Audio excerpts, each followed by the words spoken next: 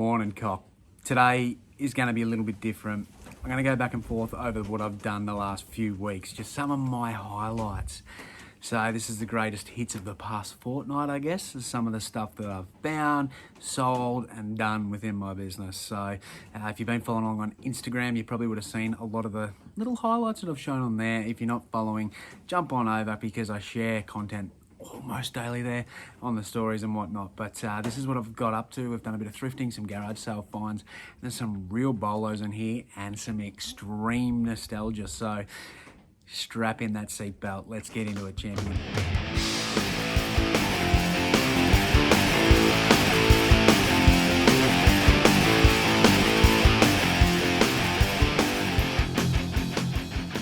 So we're starting the day at the garage sales. I stuffed up in a big way. I went to the first garage sale, which was 20 minutes out of town. That's the first probably blue that I made. 20 minutes out of town for this bloody garage sale that they states on this road in the middle of buttfuck Idaho, and it's not even on. Turns out in the end I found it. Sadly, took the wrong turn. Made a big error there, and I'm 40 minutes behind on garage sales for the day.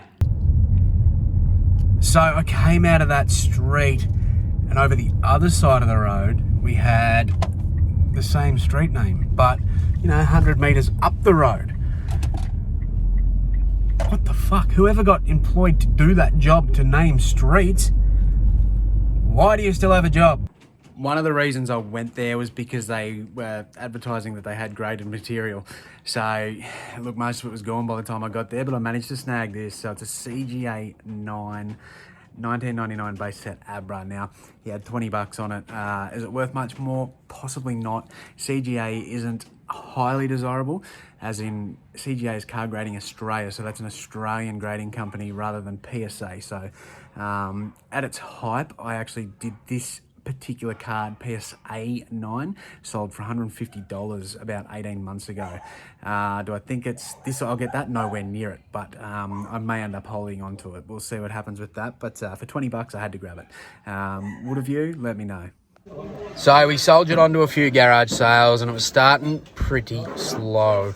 I got a little bit of a shock when I went through the footage here and I was doing my edits, and I found another reseller actually seen my camera. I didn't notice him. You cheeky little bastard. You cheeky little bastard. Anyway, we soldiered on, and I didn't actually spot these here on camera, but I landed some pop vinyls, which I did actually discuss the night before on Facebook. They were in her photos, and I made a little bit of an offer then, which she did not accept, but they were still there when I got to the garage sale. So she ended up taking 40 bucks for 4 pops. Now, these ones go for good money. Rubus Hagrid here is the big one. He can go for around 70 bucks. This Hogwarts Express Harry Potter, I've actually already sold this one now, and I'll put the comp up there. So look, the money's back already. And this one is a bit of a rare one with the 3. It's the trio, old Potter himself, Ronnie and Hermione, and the Voldemort Harry Potter dual pack. So 40 bucks for all them. It's going to be a solid profit out of this. Is there anything in particular you're looking for? Just sort of old toys and video games and stuff like that. Oh, okay. Yeah.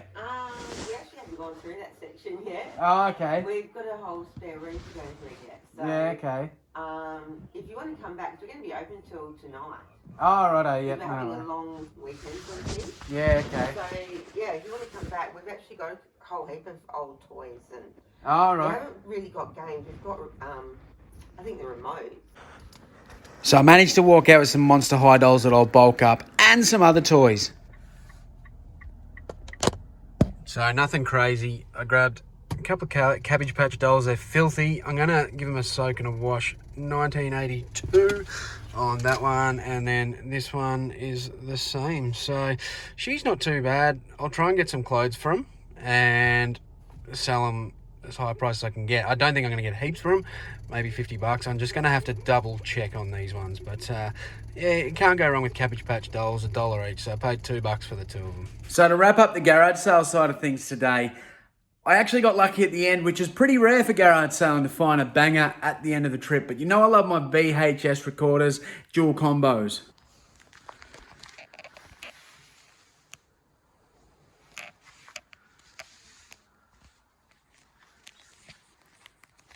Sitting there with the remote, she only wanted $10, and I flogged that off within 2 days. So these particular units can sell upwards of $450.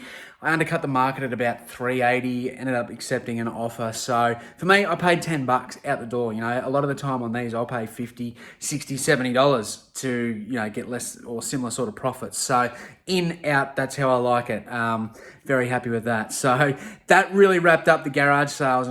So I'm currently here in the Salvos in Geelong, and the big hero there is generally $20, but these Digimon figures look pretty good. Comping out 2002 Bandai. It's like, you know, $2. Are you on the Digimon train, Cop? So when I went on the thrift the other week to Geelong, I found some Digimon toys for $1 each, or a couple of them were $2.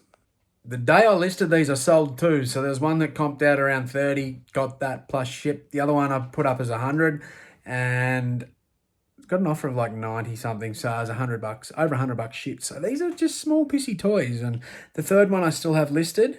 I've got him up. I've got to go find him. Here he is. We listed him fairly high too, and there's been a couple of watches. I've sent out a couple of offers, but no love. So I'll give him another week, then I might drop the price. But Digimon, if you do see these little buggers in thrift stores or whatnot, definitely scope them out. So these are 2002 Bandai on the thing there, but this is one that it's very new to me. Digimon I've not sold. The only thing I know about Digimon is obviously the old electronic toys. I had them as well, and they are obviously the originals. They've been reproduced, so make sure if you do ever find them to check if it's the reproduction, but the originals of them obviously go for just silly money. Fantastic. But the toys is a new one for me, so that's a little bolo there, that some of these Digimon toys, $100. That's crazy. They're tiny. I don't even like that shit. But yeah, that's really good.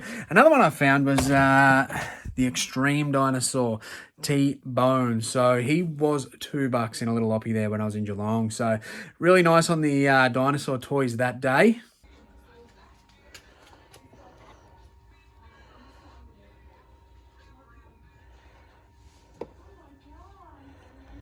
I have spoken about these before. They are from the creators of Street Sharks. It was essentially a knockoff from Street Sharks. They made another show. Then Street Sharks and Extreme Dinosaurs actually merged and did a show together there for a while. So I have a few here. I've already got him, so he will get sold. They're the Extreme Dinosaurs that I've got. That one is a bootleg. He is for sale. And this is another one I wanted to show. I've already got one of these. His name is, off the top of my head, I think it's Whiplash. He's got that tail on the go there, and it's spring-loaded to whip you. He was in one of the, you know, $2 bags at Vinnie's the same day. So, Master of the Universe, I like that stuff. So, essentially, he's cost me about 20 cents out of one of those bags.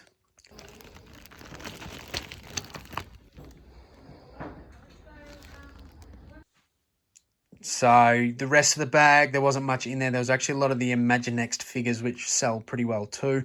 I did give them to my son. But this guy, I have actually sold him in the past for around $30. So he's incomplete. He's in pretty good condition. And the thing you got to look for in these is to make sure, you know, he's spring loaded. It's a bit hard. I'm holding the camera in one hand, but make sure that spring still works and these legs aren't completely loose or ruined, because that'll get collectors complaining. But yeah, that's a pretty good find to find in a toy bag. So, you know, I love me Mo too, but keep your eye out for those toy bags and just the little hidden gems in there. You just never know what you're going to find. Here's another little pickup that I got. Something that's super popular at the moment is Bratz. Bratz is just selling really good. So this is another thing that I tend to also look for on Marketplace, people selling off their old kids collections. And, you know, they might be sitting in the tubs at the op shops for a couple of dollars each, eventually bundle. I think for me personally, I will comp them out individually, but Bratz dolls, I generally think I'm going to just bundle them all. That's how they seem to go for most people. This little lot here, lots and lots of accessories, which a bit of rubbish in there. That's from my packing. So we've got a little couch there. It's about $14. So I've paid $40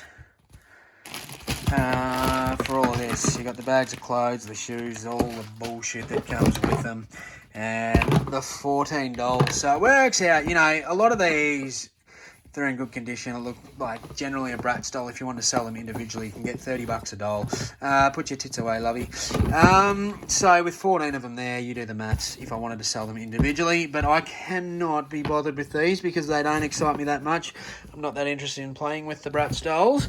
But we'll just chuck that up as a bulk lot. So if you have been following me on Instagram, you would have seen I put a post up the other day of the haul. I went to Geelong. I got some really good stuff. I didn't film the day because I just wanted to get out. I wanted to have a thrift and hit up as many as I could. And I said recently how I did a big haul and it was the most jeans that I'd sort of done for a while at least on a thrift trip. Here on YouTube I said that and I absolutely smashed that. So I did a whole day of thrifting in Geelong and I ended up with 39 pairs and I left a lot behind. I'm not going to lie, I left some high price stuff behind. I left some brands that I used to get, but they're slower movers. I left them behind too, but have a look at this. There's also been a couple added since. This is just all thrifted jeans. So I'm going to smash through them this week. It means no wholesale order this week, which is a bonus. I don't have to worry about that. Me now having someone help me out, I need to make sure that I've got enough stuff for her every week. So I'm wholesaling, you know, 50 to 100 items on top of what I've already got just to have it there. But now I've got all these jeans here. That gives us something to do this week. But I'll show you a couple of the bangers in there.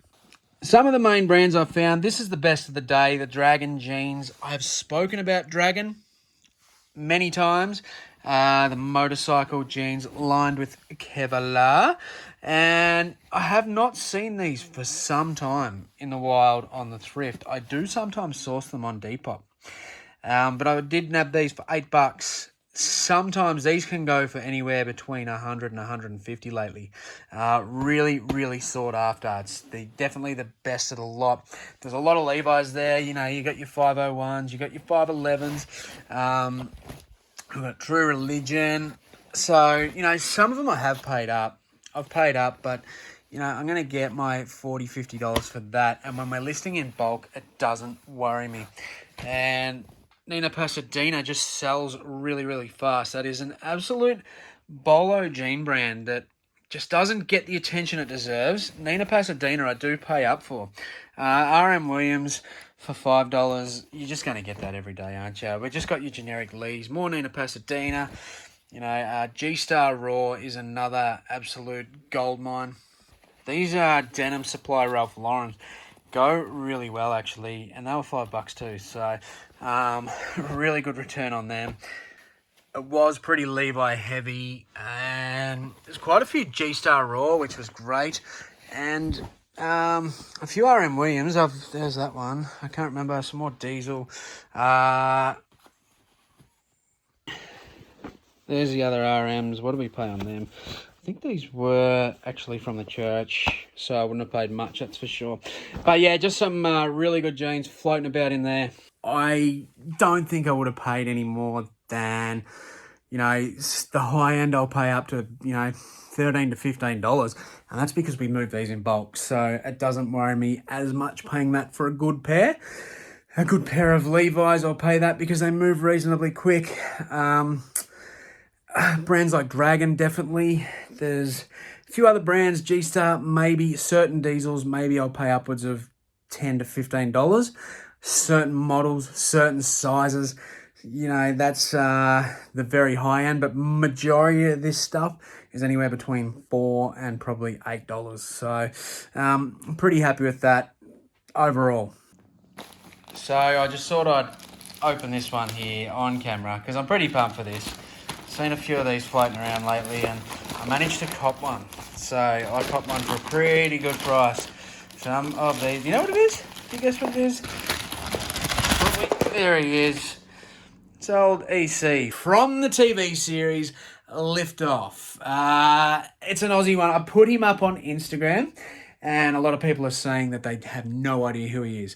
Turns out those people are all from America. So he's an Aussie show, kids show. This is from 1992, and these, for some reason, are really, really hot right now. I had to jump on him. This was something I wanted. I remember that show, so it was such a good show. But I seen there's a few people in the community have actually found him really cheap and flipped him for good price. Deb, modern vintage Vogue shopper, she snagged about $400 for him. I know Bianca from the Gathered House, she got a couple $100 as well before the kind of hype took off on eBay. So picked him up for $100. I want to find a spot on the shelf for him, and I'll price him a bit higher. And if I can get that, 300 mark, that'd be great. But if I don't, so be it. He's got a little stain on his leg, and I found out later on that a lot of the ones that are going for the higher price, he has a jacket. This one doesn't have his jacket, so if I can still double up, let's double up. But I think he's going to look better on the shelf. What do you reckon? So that's a quick flash of what's been going on around here. Nothing crazy. I haven't been going out on the road with the camera, but that's I'm going to pick that back up over the next couple of weeks. I did want to just get out and sort of thrift hard and have a bit of fun without making the content. So I'm really looking forward to making more videos out on the road, but it's cool to show you a few bits and pieces that I picked up last week anyway. I had a really, really big day that day in Geelong, and look, from a video perspective, it wouldn't have been real exciting. The Digimon, the Extreme Dinosaur, and that. A few other little bits and pieces that were fun. But it was predominantly jeans, and I don't find that sort of stuff entertaining. I know some people like it if they're, trying to educate themselves. And I'm doing really well on the jeans front, and it was nice to get that much stuff and not have to pay wholesale rates. So I can get it at a bit of a cheaper rate. Some of it is still paid up, but you got to do what you got to do. So happy with that. If this is the sort of content you like and you enjoy this video, you know the drill. Do all the shit that helps me out. I appreciate it heaps. I appreciate every single one of you. But I'm going to leave it here. Quick little vloggy video today. Just to get one out for you and show you where I'm at. I'm doing a lot over on Instagram. I'll put up a few of my fun finds. So if you're on Instagram, go over and give me a follow. I'll see you in the next one, champion.